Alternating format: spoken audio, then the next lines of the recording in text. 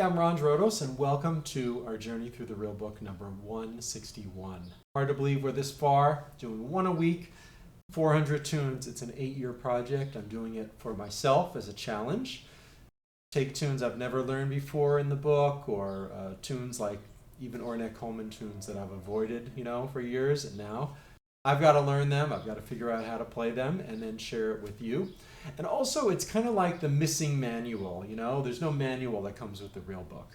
And a lot of the stuff you read about with jazz doesn't really touch on the basic approach to tunes. So I'm trying to give you the overview from my perspective, what I've learned from my teachers like Billy Taylor, just to give you a general concept and then some specifics as well, and to motivate both you and me. So thanks for being here. This is Duke Ellington's great song, I Let a Song Go Out of My Heart. And it's a real catchy song. So why do you think he has 1, 2, 3, 4, 5, 6, 7, 8, 9 notes in the first phrase? Why did he do that? Why didn't he go? Why not 11? Well, it's the title. I let a song go out of my heart. It's basically a vocal song. And it was a big pop hit of the time. And I don't think number one, but in terms of Ellington, it was one of his pop songs. And I've always played it with singers. And occasionally as an instrumentalist, if I'm leading a trio on a gig like where I want light and bouncy sort of background music for something. It's not a big concert piece, although now I've been practicing it like it could be. So these songs really go deep in a lot of different ways. Here are the 2 things I'd like to talk about to introduce you to the song or to broaden your perspective. The first one is that there's a lot of chords in this first 5 measures. It's 1 to 4 to 1 to 6, and then this beautiful 3 to 6. And then this, where there's a different chord on each melody note, or under each melody note. It's very big band arranging, right? With the saxes. Ba-dum bum bum bum bum. That's my air sax playing. And each one would play one of the notes in the chord. So someone might go bum bum bum bum bum bum. The second alto or something.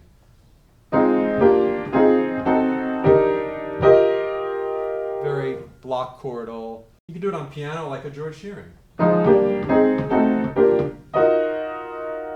really nice. Never thought of that quite like that before. However, if you look, so at first it's a lot of chords. It's the 1, and then I'm going to the 4, and how does this all work together?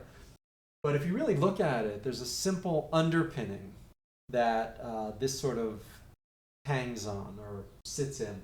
It's really just our 1, 6, 2, 5, like I got rhythm, or heart and soul.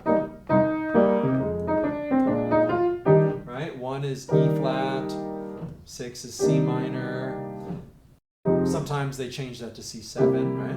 And then 2, 5, F minor to B flat. So it's 1, couple of substitutions, and then they go to the 6. Actually, that could strike that. It's just 1 for the first 2 measures. And then here's a major 6, or dominant 7, C7.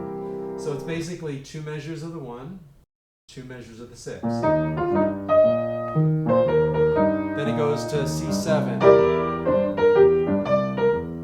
And then the 2, 5. See what I did? I just played the 1 chord for 2 measures. And then a C7, which is like a 6 with a dominant 7th. And then the F minor, B flat. That's the underpinning. So it's kind of interesting to see these chords and to hear them in light of that. So instead of just staying on the 1 chord for 2 measures, he goes. And then they put a 2 chord before the 6. So the 2 of the 6 would be a 6 would be a 5, so it would be a G minor to C7. Follow that? So they made it a 2-5. He made it a 2-5 in his original composition. Kind of like the beboppers did later on. They put a lot of 2s before the 5s. That's one thing, to look at it as the basis. So you see that, this whole thing is just a substitute for a 2-5, basically. But a really clever and a really charming way to do it, and a real, what's the word? Vibrant way, because it's got a little something a little different in here. That leads me to my second point. So when you're playing a tune like this that has all these cool things, like that upward leap, and then this little trill, triplet. It's like a trill, right? And then you have this.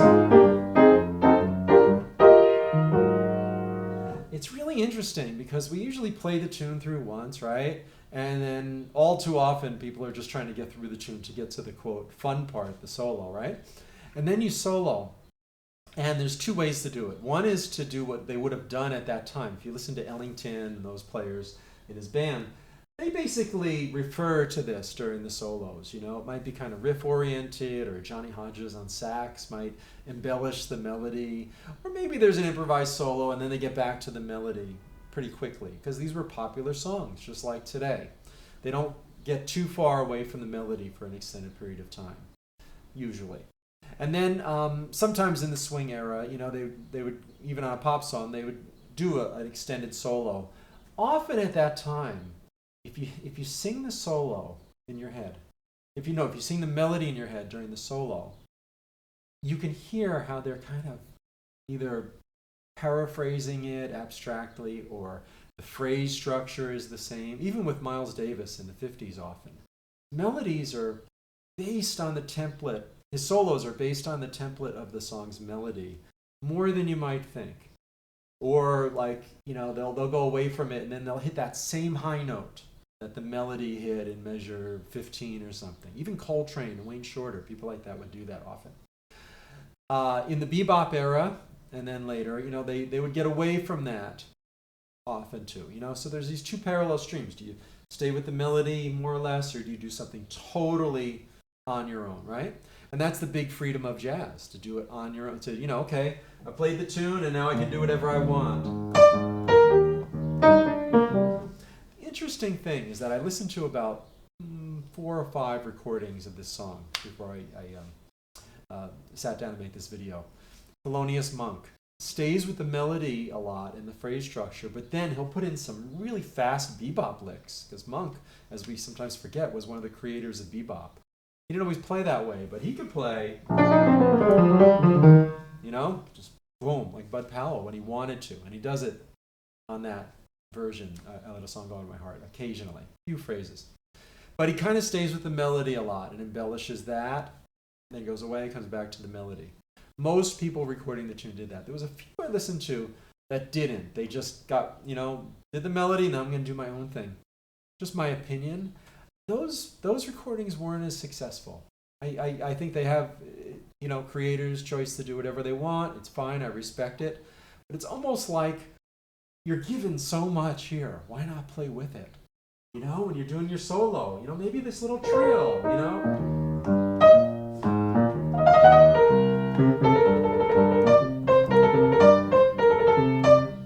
You know, again, it's given to you, so you don't have to do as much. You don't have to put all that pressure on yourself. I got to play this great solo or whatever.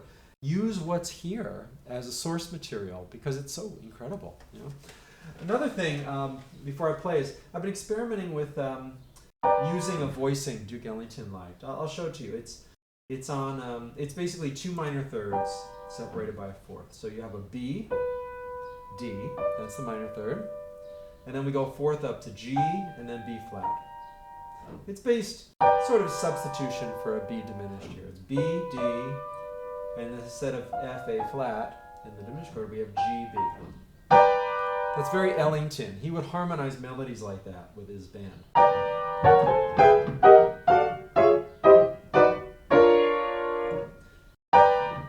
you can go minor thirds away. You know, Herbie Hancock, this kind of stuff in the 60s.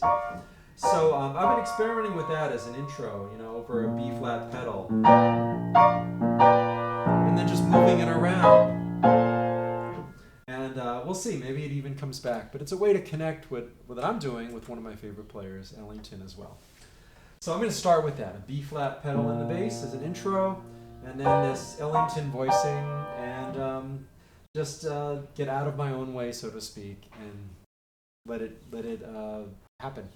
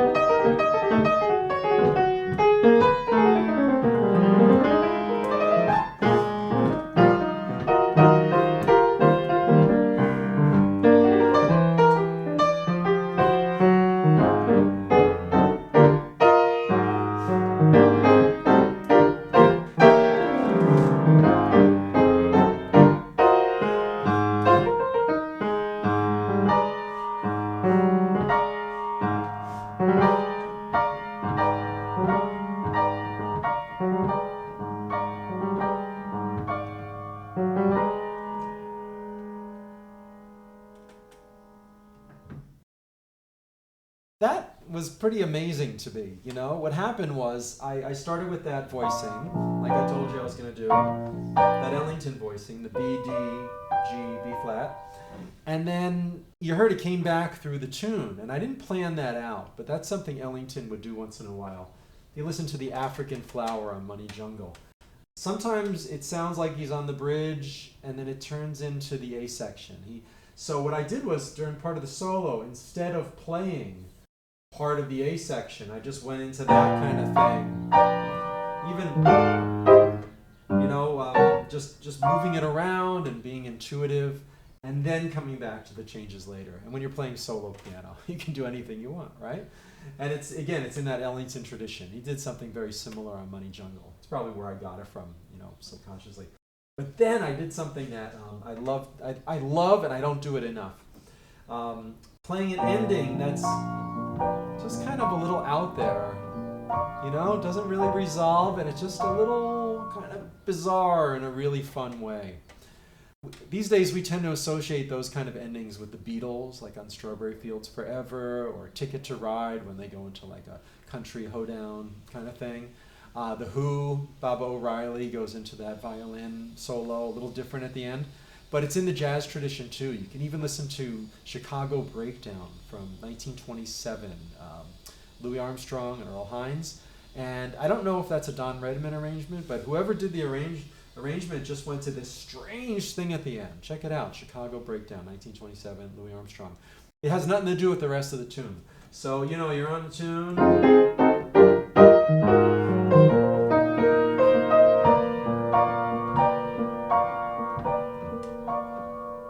Just sort of go with it, right?